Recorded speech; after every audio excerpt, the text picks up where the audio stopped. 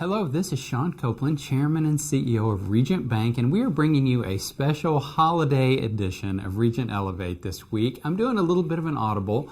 Last time I mentioned that we were going to do finishing the year strong for your business, and we will do that next week. One of our most popular Regent Elevate series back when we first started was on gratitude. And since this is Thanksgiving, Christmas, the holiday season, I just thought it would be a great time to bring back this gratitude message to you real quick, and then we'll get back into our business discussion next week. So I want to tell you a quick story. A friend of mine by the name of Sean Acor grew up in Waco, Texas, very good student.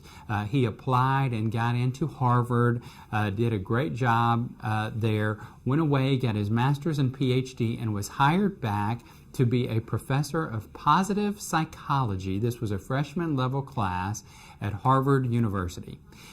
And Sean was so excited to teach the class. He's teaching the best of the best. Obviously, Harvard's a very difficult school to get into.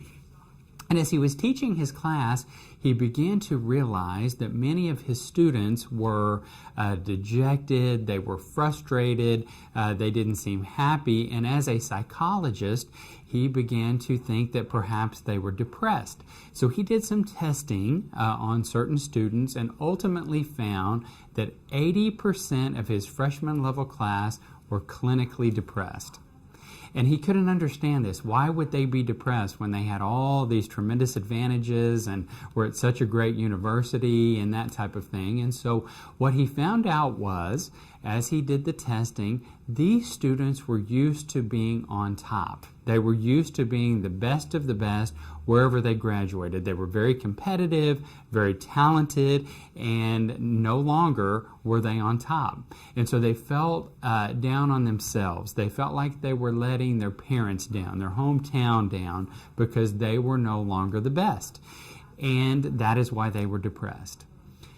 So what about the 20%? Why were the other 20% not depressed? Because if you use that logic, then what you would assume is that all the students except for one would be depressed. Well, here's what he found. The other 20% were like he was when he went to college there. When he woke up in the morning, he would look around his dorm room and go, "Oh my goodness, I can't believe I'm at Harvard." He would walk across campus. "Oh my goodness, I can't believe that I am so blessed to be here at Harvard." He would go to class and look around just in awe. And like him, these students' gratitude for being there overwhelmed their frustration. They also wanted to be number one. They were also competitive. They also had all the same issues, but what they found was their gratitude overwhelm these feelings. So he took this finding and did a significant amount of study on gratitude. And he found out that gratitude is very, very powerful in our mind. That what it does is it changes the makeup of our mind, and it helps us to be more positive and ultimately, frankly, more successful if we can just have a grateful and thankful outlook. So how can we become more thankful and have more gratitude? Here's what he found. He found that there were 5 things that you and I can do each day to literally program our brains to become more grateful for the things we have and not always focus on the things that we don't have. So here they are.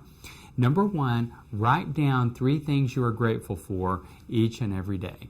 I have a gratitude journal. The first thing I do in the morning is I write down 3 things that I'm thankful for. It's very, very long. Every morning it's a little difficult to think of 3 new things, but it does help to remind me of the many, many blessings that are in my life. Number 2, 3 minutes of journaling about something you're thankful for. It might be a family member, maybe something that happened at work, maybe a client, whatever. Maybe it's your faith, whatever, your home, whatever you're grateful for. Take 3 minutes a day and journal about something that you are thankful for. Number 3, 3 minutes in meditation or prayer.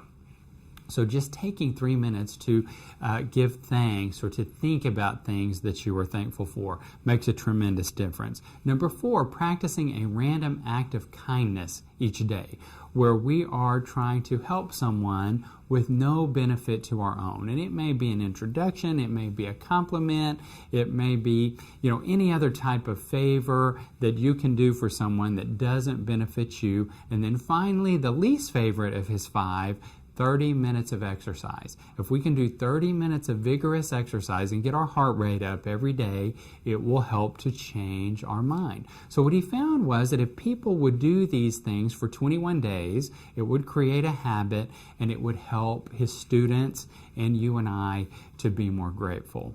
So during this season, when it's so busy, there's such a hustle and bustle, we want to take some time to be grateful. We live in the greatest country in the world, and there are things that you and I take for granted each and every day that people all over the world would die to have access to. So let's take a moment, maybe use these 5 steps to just truly show our gratitude this holiday season. Thank you so much for joining me. We'll be back next week with a discussion around how businesses can finish the year strong. Take care. We'll talk to you next week.